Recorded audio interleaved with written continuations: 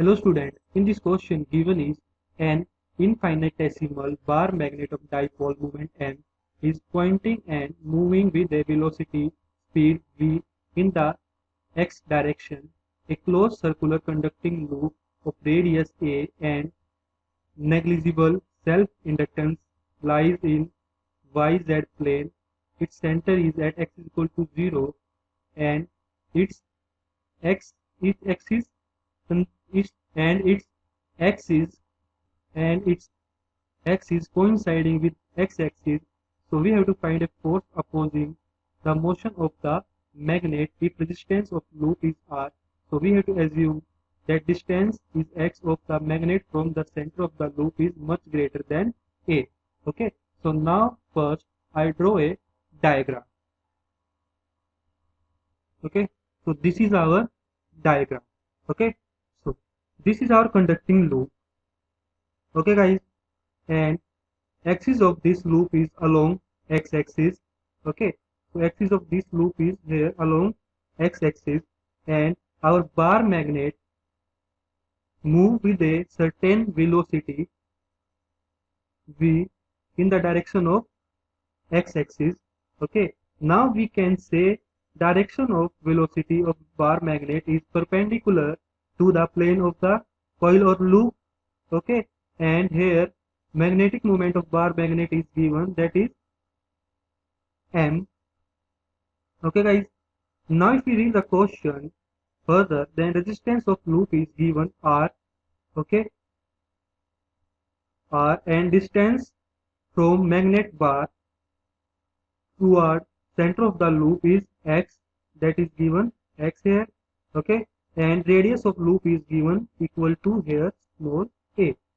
Okay guys, now we have to assume here x is much greater than a. Okay guys, so now you can see here plane of loop. You can see here plane of loop is at axial of the magnet. Okay, so we know that if a magnet with magnetic moment m, then value of magnetic field is at its axial point, that is B is equal to mu naught upon 4 pi into 2m by x raised to power 3. Okay, and here direction of magnetic field is in toward this direction. Okay guys, now you can see here flux is induced by the magnetic field in this loop. Value of this is equal to phi is equal to b into a. Okay, so from here value of a is pi a square. Okay, so if we put the value of is pi a square, then our value of flux is equal to mu naught upon 4 pi into 2m by x raised to power 3 into pi a square. Okay, so from here pi and pi cancel out. Okay, so from here pi and pi cancel out.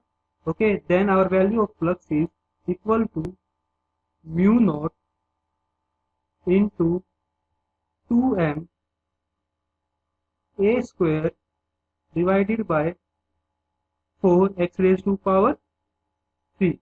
Okay, so if we find out the value of induced EMF,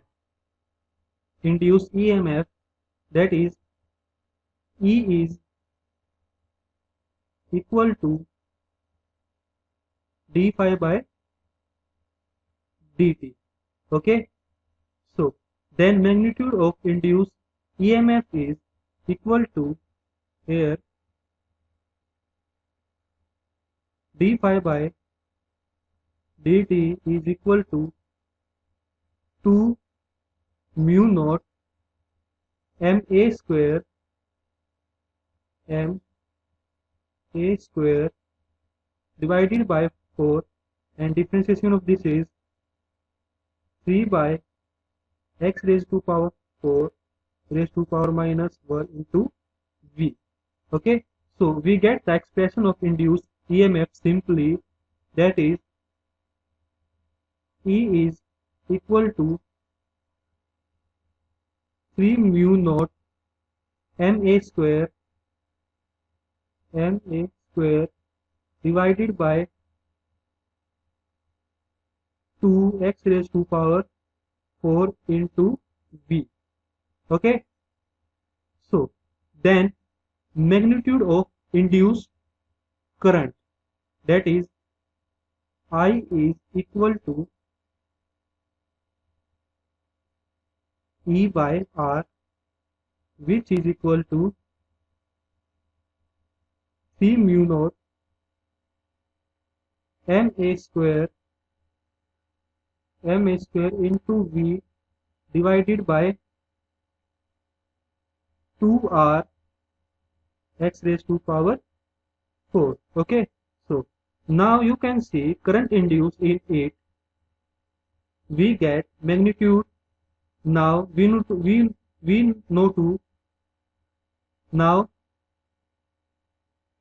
to know its direction. What we do here, okay, we know its magnetic.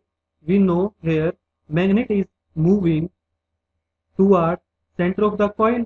Okay, so your magnet is moving toward center of the coil.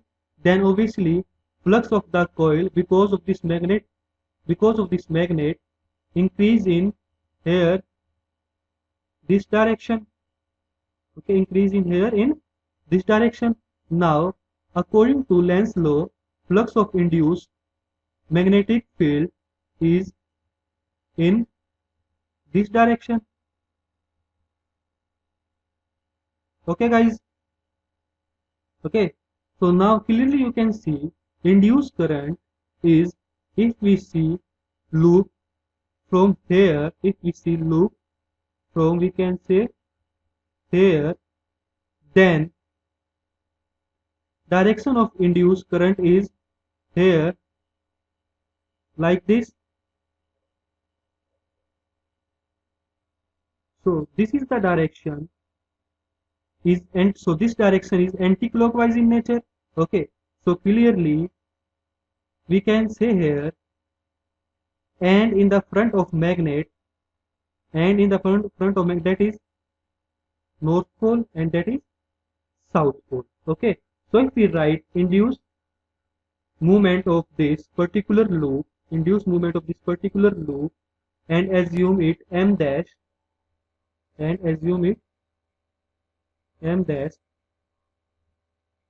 it will be equal to I into area of cross section.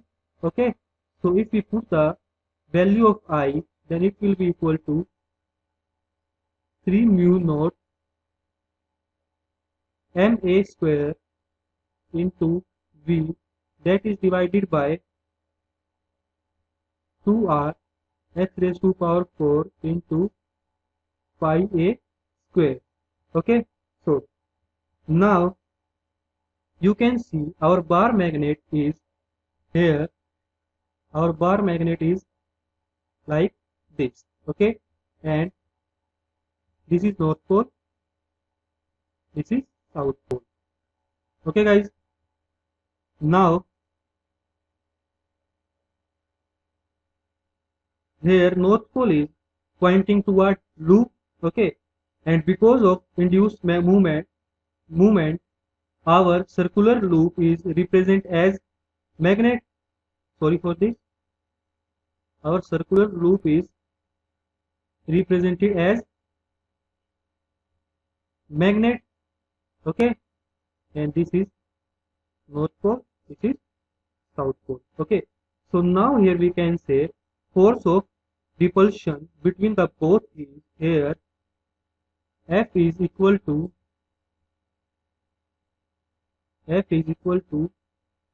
mu naught by 4 pi into m dash by x raised to power 4. Okay, so if I substitute the value of m dash, then we get the expression here. This will be equal to mu naught. This will be equal to mu naught by 4 pi into 6m by x raised to power 4 into 3 mu naught ma square into v, that is divided by 2r x raised to power r into pi a square. Okay, so finally we get the expression here, that is 9 by 4 mu naught square m square a raised to power 4 into v, that is divided by x raised to power 8 into r. This is the required answer of this question. Thank you.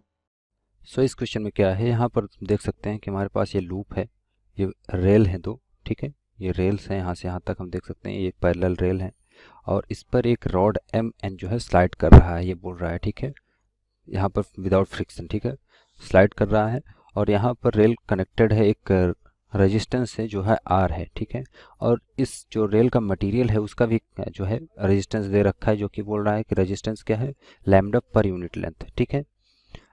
सो यहाँ पर हम देखें तो जो M N क्या है, conducting rod है यहाँ पर, जो कि इस पर स्लाइड कर रहा है, ठीक है। तो यहाँ पर बोल रहा है कि जो मैग्नेटिक फील्ड है, और यहाँ पर ये क्या है, यूनिफॉर्म मैग्नेटिक फील्ड है, यहाँ पर हम देख सकते हैं इनवर्ट पेपर मतलब प्लेन है, प्लेन में नीचे की तरफ है, इन्वर्ट नीचे की तरफ है, ठीक है। सो यहाँ पर और इसकी लेंथ हमें दे रखी है, एम एन की लेंथ क्या है, डी है दे रखी है, जो कि इसकी डिस्टेंस भी है, distance between the two rails, ठीक है। और ये जब स्लाइड करेगा तो इसमें क्या होगा, एक कांस्टेंट करंट फ्लो होगी, ठीक है, इस जब स्लाइड होगा तो इसमें क्या होगी, करंट फ्लो होगी, कांस्टेंट फोर्स एफ लग रहा है, जिसकी वजह से इसमें स्लाइड करेगा, यहाँ से यहाँ तक स्लाइड करेगा इस रेल पर, ठीक है।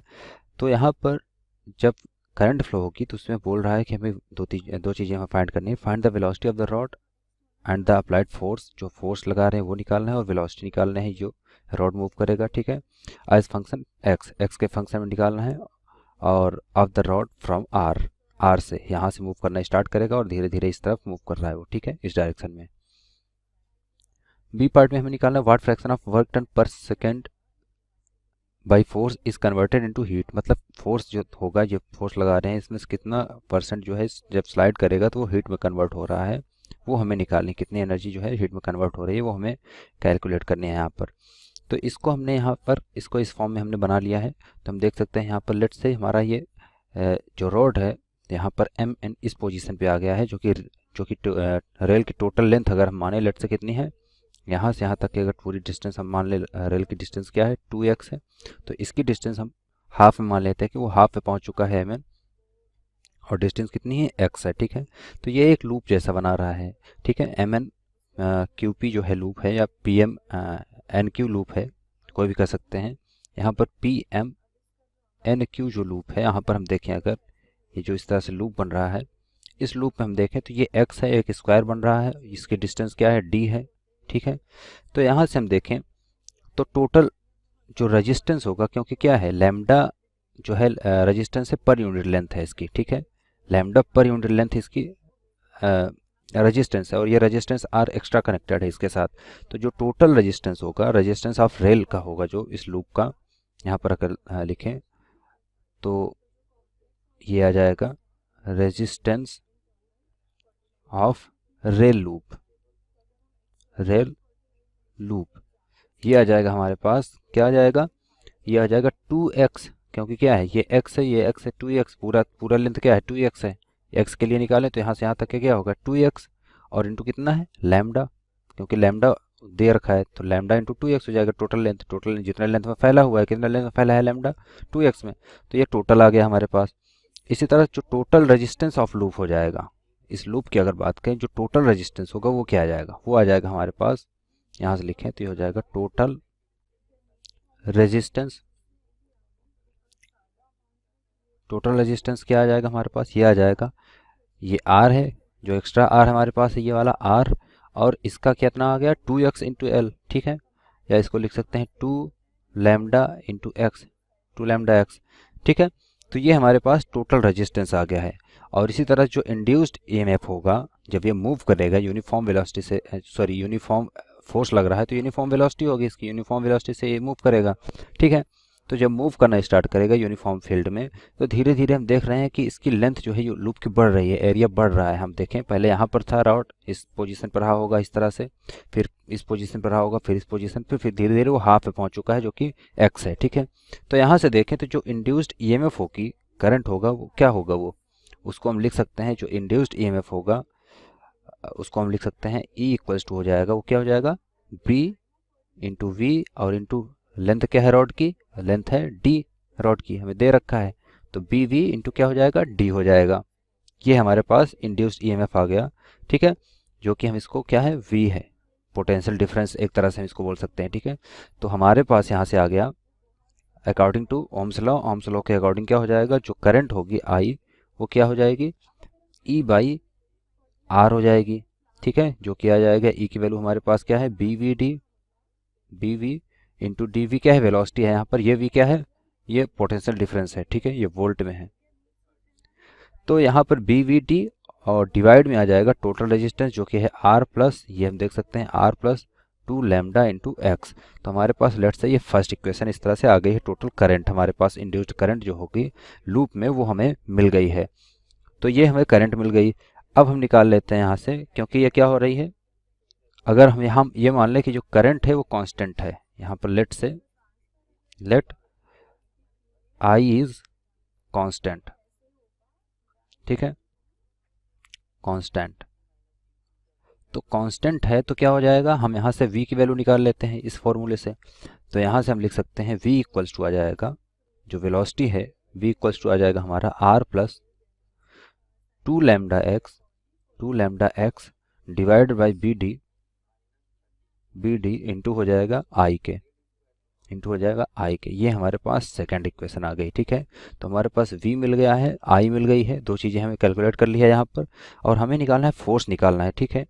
तो हम जानते हैं जो फोर्स लगेगा जब ये मूव करेगा रॉड, ठीक है, जब रॉड मूव करना स्टार्ट करेगा तो क्या होगा, एक फोर्स ये महसूस करेगा, ठीक है, किसकी वजह से, मैग्नेटिक फील्ड की वजह से, क्योंकि क्या हो रहा है कंटिन्यूअसली जो फ्लक्स है वो चेंज हो रही है इस लूप की। मतलब पहले एरिया ये था, यहाँ पर जब रॉड रहा होगा तो एरिया इतना था उसका, फिर यहाँ पर जब गया तो एरिया बढ़ गया थोड़ा सा, फिर एरिया बढ़ गया, तो लूप का एरिया हम कंटिन्यूसली बढ़ा रहे हैं। जो पी एम एन क्यू जो लूप है उसका एरिया कंटिन्यूसली बढ़ रहा है, तो जब बढ़ रहा है तो एक फोर्स एक्सपीरियंस करेगा जो कि अपोजिट होगा, जो अपोज करेगा फ्लक्स चेंज को, ठीक है। तो वो फोर्स क्या होगा, वो फोर्स होगा हमारा लेट्स से एफ एम, क्या होगा एफ एम, मैग्नेटिक फील्ड की वजह से है। तो एफ एम जो होगा हमारा क्या हो जाएगा बी इंटू आई जो करंट फ्लो हो रही है, इंटू डी, डी क्या है रॉड की लेंथ होगी, किसमें फ्लो कर रही है, किसकी वजह से, डी जो चेंज हो रहा है यहाँ पर, डी मतलब स्लाइड हो रहा है आगे, और ये होगी अपोजिट टू इट्स मोशन, मतलब जो एफ का है मोशन जो है रॉड का उसके अपोजिट ये फोर्स लग रहा है, मतलब मोशन इस डायरेक्शन में हो रही है, एफ इस डायरेक्शन में लग रहा है, तो जो एफ एम लग रहा है ये एफ एम इस डायरेक्शन में लग रहा है। तो जो नेट फोर्स आएगा वो भी हम कैलकुलेट कर लेंगे, क्या हो जाएगा, ये हो गया हमारे पास ये फोर्स। तो नेट फोर्स जो होगा क्या होगा, यहाँ पर आ जाएगा नेट फोर्स, नेट फोर्स हो जाएगा एफ माइनस एफ एम, क्योंकि मूव तो उसी डायरेक्शन में कर रहा है तो एफ एम की वैल्यू इसलिए कम होगी, क्योंकि जब उसी डायरेक्शन मूव करता चला जा रहा है इसका मतलब ये हो रहा है कि एफ की वैल्यू बड़ी होगी। तो एफ माइनस एफ एम जो होगा वो हमारा किसके इक्वल होगा, वो इक्वल होगा हमारा एम ए के, ठीक है। ये थर्ड इक्वेशन बोल लो, ये फोर्थ इक्वेशन बोल लो, ठीक है। इसकी रॉड की मतलब मास मान लिया अगर m है तो यहाँ से आ जाएगा m इंटू ए के, ये हमारा पास ये आ गया। तो f की वैल्यू हमें कैलकुलेट करनी है, तो इसको हम इस तरह लिख सकते हैं, या इस फॉर्मूले को हम लिख सकते हैं, f इक्वल्स टू हो जाएगा F M plus M into A, ठीक है। लेट्स से ये हमारा फोर्थ इक्वेशन है। अब हम क्या करेंगे, हम जानते हैं कि जो एक्सेलरेशन होता है ए की वैल्यू हमें पता नहीं है एक्सेलरेशन की, ठीक है, एक्सेलरेशन की वैल्यू हमें पता नहीं है, तो हम जानते हैं जो ए होता है वो होता है D V by D X, उसको हम D V by D T ये हम लिख सकते हैं, rate of change of velocity जो होती है वो क्या होता है, एक्सेलरेशन होता है। तो यहाँ से आ जाएगा v की वैल्यू हमें पता है कहाँ से, सेकंड इक्वेशन से। फ्रॉम सेकंड इक्वेशन से हम क्या करेंगे, इसको डिफ्रेंशिएट कर देंगे, इसको डिफ्रेंशिएट कर देंगे विथ रिस्पेक्ट टू t। तो ये हो जाएगा हमारे पास 2 लैम्डा, सॉरी ये हो जाएगा 2 लैम्डा और इनटू आ जाएगा 2 लैम्डा आई, ठीक है, और डिवाइड में आ जाएगा बी डी, और ये हो जाएगा D x by D T. D x by D T क्या होता है, वी होता है, वेलोसिटी होती है। तो फाइनली हमारे पास आ जाएगा ये, इसको कैलकुलेट करेंगे तो जो m के साथ अगर मल्टीप्लाई करके लिखें तो या इसको हम अभी सॉल्व कर लेते हैं आगे। तो जो सॉल्व करके आ जाएगा ये आ जाएगा हमारे पास 2 लैम्डा आई स्क्वायर, ठीक है, डिवाइड में आ जाएगा बी डी स्क्वायर या होल स्क्वायर इसको लिख सकते हैं, और ये हो जाएगा r प्लस 2 लैम्डा एक्स, ठीक है। सो हमारे पास ये a की वैल्यू आ गई एक्सेलरेशन की। अब इस a की वैल्यू को हम इक्वेशन 4 में पुट कर देंगे और साथ में इक्वेशन 3 से भी हम वैल्यू पुट कर देंगे fm की यहाँ पर, और a की वैल्यू हम यहाँ पर पुट कर देंगे और मल्टीप्लाई हो जाएगा m के साथ। तो फाइनली हमें फोर्स की वैल्यू जो मिलेगी वो आएगी हमारे पास, वो हो जाएगी F इक्वल्स टू आ जाएगा हमारे पास एफ एम क्या है हमारा, हमारा है F M B L into D, sorry B I into D, I है ये नॉट एल, ठीक है, बी आई इंटू डी, और प्लस हो जाएगा ये 2 lambda M into I square, divide में आ जाएगा हमारे पास बी डी का होल स्क्वायर, ठीक है, और मल्टीप्लाई बाई हो जाएगा R plus 2 lambda into X के, ठीक है। सो ये हमारे पास फोर्स आ गया जो एक्सपीरियंस करेगा रॉड, ठीक है, रॉड पे जो फोर्स लग रहा है टोटल वो फोर्स होगा F equals to B D L plus 2 lambda M I square by B D square और into R plus 2 lambda X. तो हमें फर्स्ट पार्ट का आंसर मिल चुका है। फर्स्ट पार्ट में हमें यही निकालना था, जो फोर्स लग रहा है जिसकी वजह से रॉड मूव कर रहा है वो कांस्टेंट फोर्स क्या होगा, वो ये फोर्स होगा, ठीक है। अब हम सेकंड पार्ट में हमें क्या निकालना है, सेकंड पार्ट में हमें निकालना है कि इस फोर्स का ये टोटल फोर्स है इसका कितना अमाउंट हीट में कन्वर्ट हो रहा है, ये हमें निकालना है यहाँ पर। तो सेकंड पार्ट को हम सॉल्व करेंगे। तो यहाँ पर क्या हो रहा है, अगर हम निकाल लें D W by D T, ठीक है, जो वर्क डन हो रहा है टाइम के रिस्पेक्ट में जो चेंज हो रहा है उसको हम क्या कहेंगे, पी के इक्वल होगा, ठीक है, पावर होगा हमारा, ठीक है। तो यहाँ पर क्योंकि हमें क्या निकालना है, हीट निकालनी है, कितना लिबरेट हो रही है हीट, मतलब एफ कितना कन्वर्ट हो रहा है हीट में वो हमें निकालना है। तो ये हो जाएगा पी के, और पावर क्या होगी, एफ इंटू हो जाएगी वी वेलोसिटी के। तो यहाँ से मल्टीप्लाई कर देंगे हम इन दोनों को। एफ की वैल्यू हमारे पास ये है, हमने कैलकुलेट की, और वी की वैल्यू हम जानते हैं, ऊपर हमने इक्वेशन हम देखें यहाँ पर। तो ये जो इक्वेशन है वी की वैल्यू हम देख सकते हैं इक्वेशन सेकंड से। तो दोनों को हम क्या करेंगे, मल्टीप्लाई कर देंगे यहाँ से। तो यहाँ से आ जाएगा हमारे पास पी की वैल्यू आ जाएगी, ठीक है, यहाँ से पी को हम लिख सकते हैं, पी इक्वल्स टू हो जाएगा एफ, एफ क्या है हमारा, ये हो जाएगा बी आई डी, ठीक है, plus 2 lambda M I square divide by B D का whole square into R plus 2 lambda X, ठीक है, मल्टीप्लाई बाई हो जाएगा वी, वी क्या है हमारा, ये मल्टीप्लाई बाई हो जाएगा वी जो कि है R plus 2 lambda X divide by हो जाएगा बी डी और इंटू आई के, ठीक है। सो इसको मल्टीप्लाई करेंगे तो फाइनली हमारे पास इसको ऐसे फॉर्म में हम लिख लेते हैं यहाँ पर, आगे इसको डायरेक्ट हम लिख पुट कर लेंगे यहाँ पर। तो जो हीट होगी, हीट का फॉर्मूला क्या होता है हमारे पास, हीट इक्वल्स टू होता है, हीट को अगर हम एच से रिप्रेजेंट करें यहाँ पर तो एच इक्वल्स टू आ जाएगा हमारे पास, वो होगा आई स्क्वायर जो कि करंट है, और इंटू हो जाएगा are into lambda into 2x, या इसको हम लिख सकते हैं 2i square R lambda X, ठीक है। तो ये हमारे पास हीट हो गई। तो हमारे पास हमें ये निकालना है कि इसका कितना फ्रैक्शन फोर्स का जो है कन्वर्ट हो रहा है हीट में। तो लेट से एफ फ्रैक्शन हो रहा है, उसको फ्रैक्शन को हम स्मॉल एफ से डिनोट करते हैं। तो एफ इक्वल्स टू आ जाएगा हमारे पास H by P, H over P अगर हम निकाल लेते हैं, ये रेशियो निकाल लें तो ये हमें पता चल जाएगा कितना हीट में कन्वर्ट हो रहा है। तो इसको करेंगे तो एच और पी की वैल्यू यहाँ पुट कर देंगे तो हमारे पास फाइनली आ जाएगा, कैलकुलेट करने के बाद ये हो जाएगा 1 प्लस 2 लैम्डा एम आई, ठीक है, इंटू हो जाएगा आर प्लस 2 लैम्डा एक्स, ठीक है, और डिवाइड में आ जाएगा बी क्यूब डी क्यूब, ठीक है, यहाँ से बी डी स्क्वायर था, बी डी का यहाँ मल्टीप्लाई हुआ तो बी डी क्यूब हो जाएगा, ठीक है, बी क्यूब डी क्यूब और इसका होल इनवर्स, ठीक है। सो हमारे पास ये वैल्यू आ गई है फाइनली। जो फ्रैक्शन हम निकालना था कि कितना फ्रैक्शन हीट में कन्वर्ट हो रहा है, तो वो हमारा ये आंसर होगा, ठीक है। तो हमने दोनों पार्ट को सॉल्व कर लिया है। तो हमें यही निकालना था, फर्स्ट पार्ट में फोर्स निकालना था जिससे वो पुल किया जा रहा है रॉड, और सेकंड पार्ट में हमें निकालना था कि फोर्स की कितना अमाउंट जो है हीट में कन्वर्ट हो रहा है, ठीक है।